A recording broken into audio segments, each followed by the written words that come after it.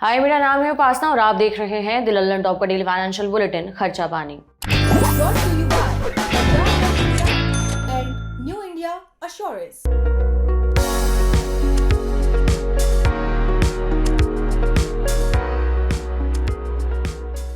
भारत का विदेशी कर्ज बढ़ गया है। दिसंबर 2024 के आखिर तक भारत का विदेशी कर्ज बढ़कर करीबन 718 अरब डॉलर हो गया। रुपए में मोटा माटी 61,42,000 करोड़। ये जानकारी वित्त मंत्रालय की ताज़ा रिपोर्ट से सामने आई है। दिसंबर 2023 में भारत पर कुल विदेशी कर्ज 648.7 अरब डॉलर का था। आज की तारीख में यह रकम करीबन 55,436 करोड़ बनती है। इस तरह से सालाना आधार पर भारत का विदेशी कर्ज करीबन 11% बढ़ चुका है। लेकिन थोड़ा और लंबे वक्त की बात करें तो अगर हम करीबन 10 साल पीछे जाएं तो 2014 में यह कर्ज 440 अरब डॉलर था।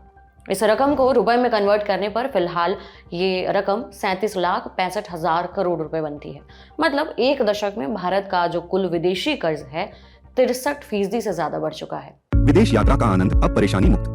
अपनाइए न्यू इंडिया की overseas travel ease policy. New India assurance Bharat की प्रमुख मल्टीनेशनल जनरल इंश्योरेंस कंपनी अब व्हाट्सएप पर भी उपलब्ध। इन आंकड़ों से ये साफ तौर से पता चल गया कि भारत का कुल विदेशी कर्ज तो बढ़ा है। अब ये जानते हैं कि भारत को विदेशों से कर्ज लेने की नौबत क्यों आती है और ये कर्ज कौन देता है। पहले बात करते हैं कि भारत को कर्ज लेना क्यों पड़ता है। इसके कई कारण हैं। पहला कारण है कि भारत दुनिया की तेजी से बढ़ती अर्थव्यवस्था है। देश में बड़े पैमाने पर इंफ्रास्ट्रक्चर प्रोजेक्ट्स और कई तरह की सरकारी प्राइवेट प्रोजेक्ट्स पर तेजी से काम चल रहा है। उदाहरण के लिए देश में सड़कों, रेलवे, पोर्ट्स और स्मार्ट सिटीज वगैरह के लिए मोटा पैसा चाहिए। घरेलू बचत और सरकार को मिलने वाले टैक्स से ये जरूरत पूरी नहीं हो पाती। सरकार कर्ज क्यों लेती है, इस बारे में खर्चा पानी के 1055वें एपिसोड में हम विस्तार से बात कर चुके हैं। इसमें हमने ये भी बताया था कि कमाई और खर्च का अंतर पाटने के लिए इस साल सरकार कितना उधार लेगी। आप भी सरकार को पैसा उधार दे सकते हैं, कितना ब्याज मिलेगा वगैरह जैसी जानकारियां दी गई थी। इस एपिसोड का लिंक आपको डिस्क्रिप्शन में मिल जाएगा।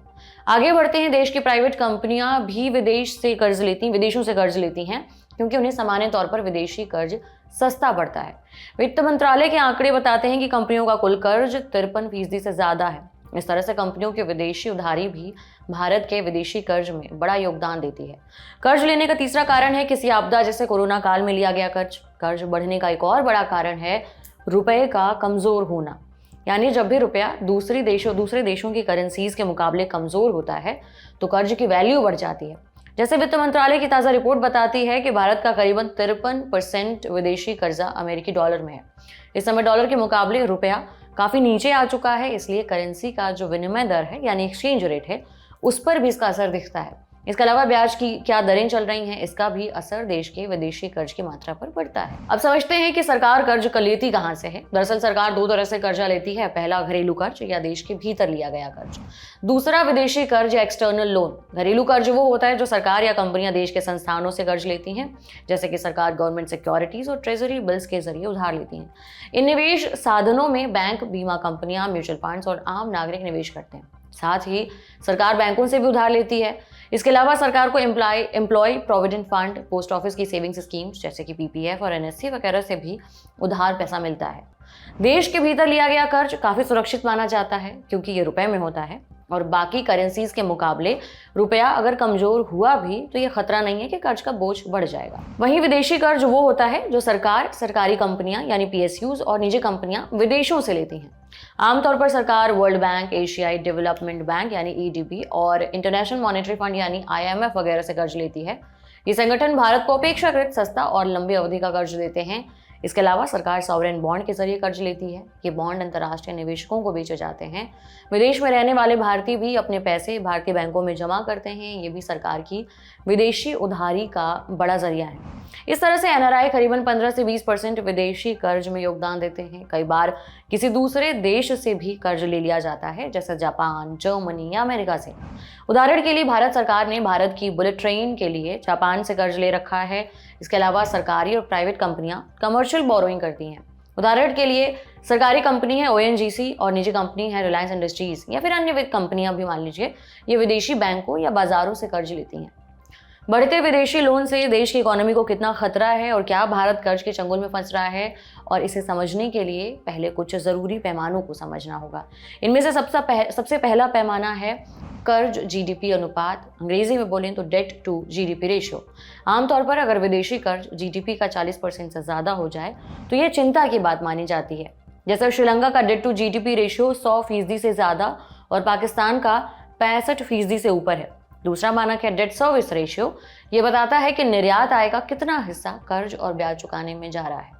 डेट सर्विस रेशियो 20% से ऊपर होने पर रिस्की माना जाता है। तीसरा पैमाना है विदेशी मुद्रा भंडार। अगर कर्ज विदेशी मुद्रा भंडार से ज्यादा हो जाए तो भी संकट खड़ा कर सकता है। चौथा मानक है कि देश पर कितना विदेशी लोन है जिसे जल्दी चुकाना है। इसमें आमतौर पर साल भर के भीतर चुकाने वाला कर्ज शामिल होता है। इस तरह अगर इनमें से कुछ प्रमुख पैमानों को देखें तो अभी भारत का कर्ज जीडीपी अनुपात 19% के आसपास है, जो कई देशों के मुकाबले कम है और काफी बेहतर है।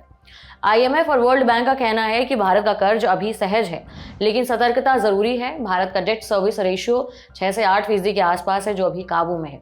ये बताता है कि निर्यात आय का कितना हिस्सा कर्ज और ब्याज चुकाने में जाता है। सामान्यतः 20% से ऊपर होने पर यह जोखिम भरा माना जाता है, लेकिन अगर कर्ज बढ़ा और निर्यात घटा तो यह खतरे में बढ़ सकता है। इसी तरह भारत का विदेशी मुद्रा भंडार 658 अरब डॉलर के आसपास है, रुपए में करीबन 56,40,000 करोड़। मतलब इस मोर्चे पर भी भारत की स्थिति काफी बेहतर है। लेकिन अगर कर्ज तेजी से बढ़ता रहा तो ब्याज भुगतान का बोझ बढ़ेगा। वित्त वर्ष 2023 में भारत ने 1,92,650 करोड़ रुपए के आसपास ब्याज चुकाया था, जबकि 2022 में भारत ने विदेशी कर्ज पर कुल ब्याज 1,28,000 करोड़ रुपए का चुकाया था। यानी ब्याज के मद में बोझ बढ़ा है। इसके अलावा डॉलर के मुकाबले रुपया काफी कमजोर हुआ है। जैसा कि हमने कुछ देर पहले बताया था, भारत का 53% कर्ज डॉलर में है। इसलिए अगर रुपया और कमजोर हुआ तो कर्ज की लागत बढ़ेगी। लेकिन अगर तेज रफ्तार से विदेशी कर्ज बढ़ता रहा तो भारत को क्या नुकसान हो सकता है? पहला खतरा तो अंतर्राष्ट्रीय रेटिंग एजेंसियों से होता है। ये एजेंसियां क्रेडिट रेटिंग घटा सकती हैं। इससे भविष्य में कर्ज लेना और महंगा हो सकता है। अगर वैश्विक मंदी आई और निर्यात घटा तो लोन भरना मुश्किल हो सकता है। इससे इकोनॉमी की विकास दर घटेगी। वहीं आम आदमी पर पड़ने वाले असर की बात करें तो आमतौर पर आर्थिक परेशानी होने पर सरकारें मुफ्त की सरकारी योजनाओं को बंद करने लगती हैं या फिर सब्सिडी घटा देती हैं। हालांकि ये बात सही है कि भारत का विदेशी कर्ज बढ़ रहा है, लेकिन ये अभी चिंताजनक स्तर पर नहीं पहुंचा है। फिर भी सरकार को भविष्य के खतरों को अनदेखा करना बड़े जोखिम में डाल सकता है। अब एक सुर्खी जान लेते हैं। फाइनेंशियल ईयर का पहला दिन शेयर बाजार के निवेशकों के लिए काफी बुरा साबित हुआ। 1 अप्रैल को भारतीय शेयर बाजारों में भारी गिरावट देखने को मिली। भारत के शेयर मार्केट के दोनों प्रमुख इंडेक्स यानी कि सेंसेक्स और निफ्टी मंगलवार को 1 अप्रैल को औंधे मुंह गिर गए। दोनों इंडेक्सेस में 1.5 से 2% की गिरावट आई। सेंसेक्स आज 1390 अंक टूटकर 76,024 पर बंद हुआ है। इस साल सेंसेक्स की दूसरी बड़ी गिरावट है। इसी तरह निफ्टी भी 353 अंक लुढ़ककर 23,166 के लेवल पर बंद हुआ। भारत के शेयर मार्केट की ये इस साल की दूसरी बड़ी गिरावट है। इससे पहले 28 फरवरी को सेंसेक्स 1000 अंक गिरा था।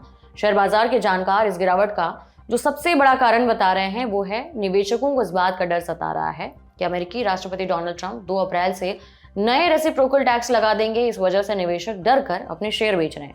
बाजार में आई गिरावट के चलते बीएसई में लिस्टेड कंपनियों के शेयरों की वैल्यू करीबन 3.5 लाख करोड़ घट गई। एक तरह से ये निवेशकों का ही नुकसान है।